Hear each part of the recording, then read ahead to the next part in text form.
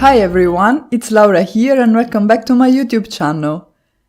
This video is part 1 of a mini-series in which I will show you how to use stencils on your scene cards to spice them up and give an extra whimsical feel to them. This video here will show the coloring for just one of the images and will focus more on the scene building. The images I'll be using today are from a stamp set by Impronte in their Alice in Wonderland series, and you can see them all over here. And as I was saying, there will be another video which will be focused on the coloring of all these images only, and you will find it linked in the description box down below as well as at the end of this video. I will be sharing the colors that I used, and I will also be listing the Spectrum Noir alternatives to the Copic markers for those viewers of my channel who use Spectrum Noir markers.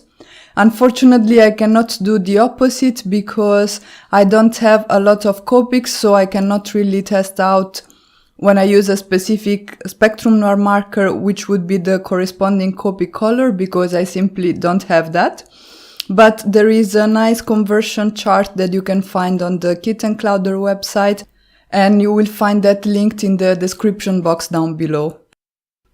I also wanted to let you know that I have another video series with these Alice in Wonderland stamps here on my channel, and I will link that as well at the end of this video and in the description box down below in case you haven't watched it and would like to check it out. And for now I will just leave you with some music and let you enjoy the rest of the coloring process.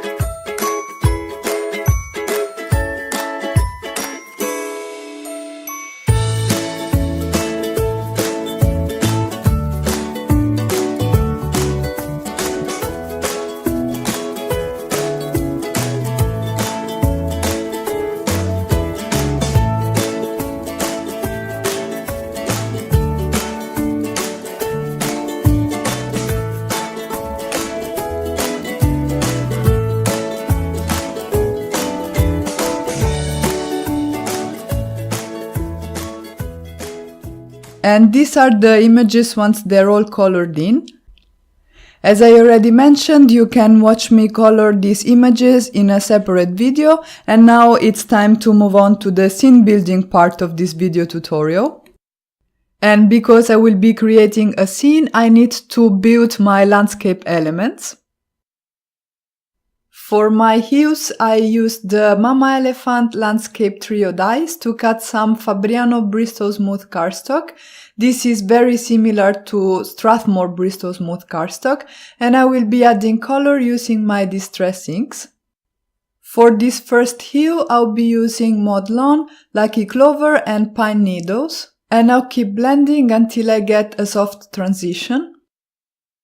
And to add an extra touch to my scene, I decided to use stencils. These are all by Create Smile stamps, and you will find the names of all the products I used in the blog post that will be linked in the description box down below. And I am using the stencil to add some fun detail to the hues in this case, but I'll be doing it with the sky and all the rest of the landscape elements. And I'm simply using the same colors of Distress ink and going over the areas that I had inked with those inks.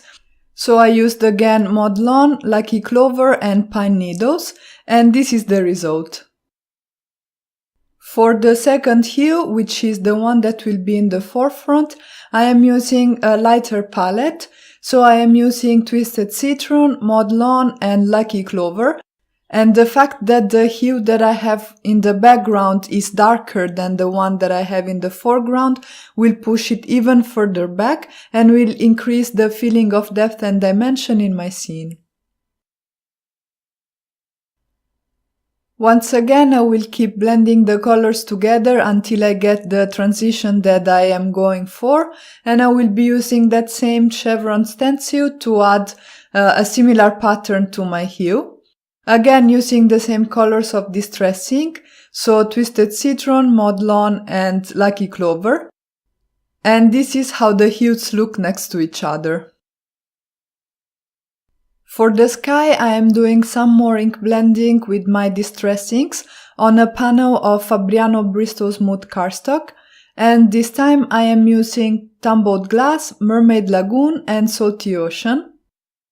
And if you have troubles getting a smooth blend with your Distress Inks, I really suggest you try out the Strathmore Bristol Smooth cardstock or the Fabriano Bristol Smooth cardstock. They both have this kind of coating on their surface, which makes blending very, very easy. And here again I am using this swirl stencil by Creator Smile Stamps to add a fun pattern to the background. And once again I am going over the same areas with the Distress Inks that I had used on those areas. So Tumbled Glass on the bottom, Mermaid Lagoon in the middle, and Salty Ocean on the top. And I am tapping my blending tool rather than swiping it across so that I don't move the stencil around too much and I get a neat impression.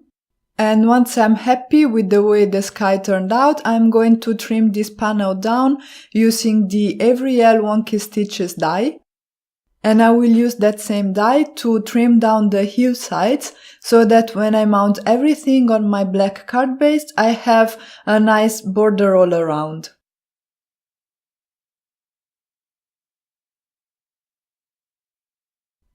At this point I started working on some additional elements for my scene, and even if you see the images arranged on the card, nothing is glued down yet.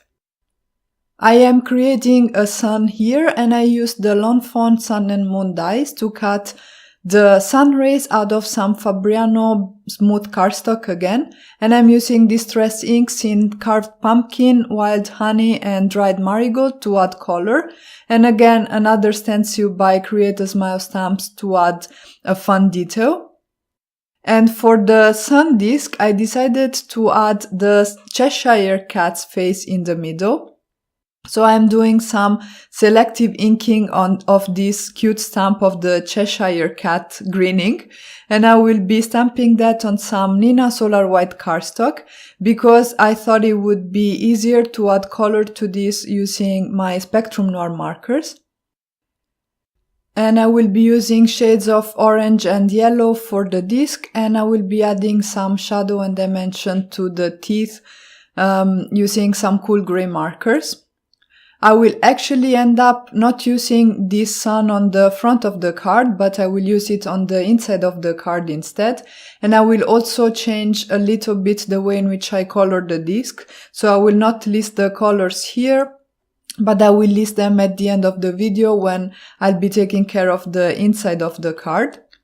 And I also decided not to add that sentiment strip to the front of the card, but to only have a sentiment on the inside of the card. What I am doing now is I am adding some black detail using a Memento black marker all around the edges of the sun rays and the sun disk, because this will make this look more like as if it was a stamped image rather than a die cut image, and I thought it would make it tight nicely with the rest of the images going on my card. And because at this point I wasn't exactly sure how I wanted the layout of my card to be, I decided to move on and start adding the elements I knew I wanted there for sure. So I started from the hue sides, and I am using double-sided adhesive and some craft foam to pop them up against my sky background. So I first traced the profile of the hue sides on my sheet of craft foam.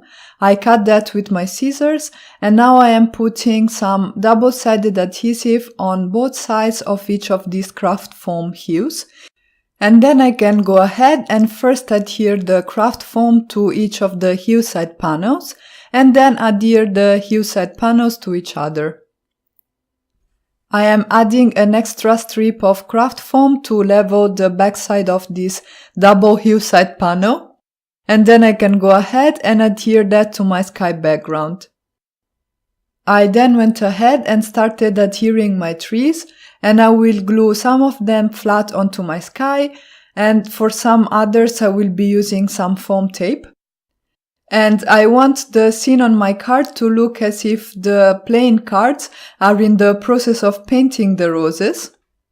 So the tree that is furthest away from them, which is the one on the far right of the card, has all the roses white, so they haven't been painted yet. The one right next to it is still in the process of being painted, so some of the roses are red and some are still white. And all the other trees have already been taken care of, so that the roses on those trees are red. Before adhering the playing cards to my card base, I am adding some white gel pen details on them and also on the roses on the trees, because it will look like as if the paint is still wet and shiny. And as you can see, I am adding the trees sort of in a random fashion, so at random heights and random inclinations to give even more interest and fun look to my background. And then I can go ahead and adhere my playing cards. And for that I am using a mixture of liquid glue and foam squares. These are by Scrapbook Adhesives.